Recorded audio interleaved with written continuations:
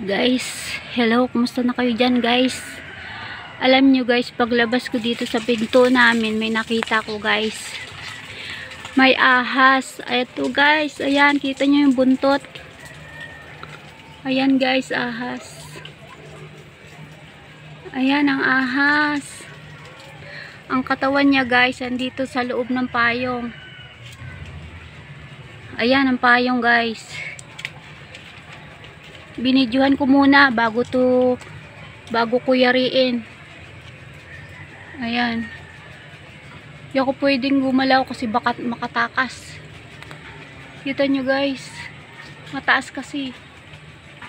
Ayan, katawan niya andyan sa taas. Pinag-iisipan ko pa to kung paano mayayari ito guys eh. Ayan o. Andyan yung katawan niya sa loob ng payong. Yayariin ko ito guys, pero hindi ko bibidyohan kasi bawal. Ayan. Hindi siya nagalaw dyan. Baka sabihin nyo guys, fake yan ha, tunay yan, tunay na ahas. Kasi magubat dito sa amin, siguro mayroon pang malalaki niyan. Tingnan nyo guys kasi yung paligid namin. Ayan. Ito ay puno ng guyabano guys. O ayan. May nakasabit na payong. Ayun ang ahas. Ayan. Ang taas kasi guys, kaya ang hirap eh. Hindi ko pa alam kung nasaan yung ulo niya eh. Talagang nasa loob ng payong to guys. Ayan.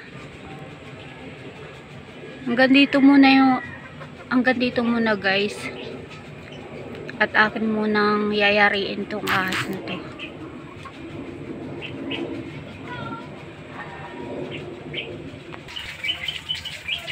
Ayan guys. Ayan yung ulo ng ahas. Meron siyang kagat-kagat na butiki. Andyan pala yung ulo niya. Ayan. Medyo natatakot ako guys. Pero baka makatakas, yayariin ko na to. Hindi ko pwedeng ipakita guys.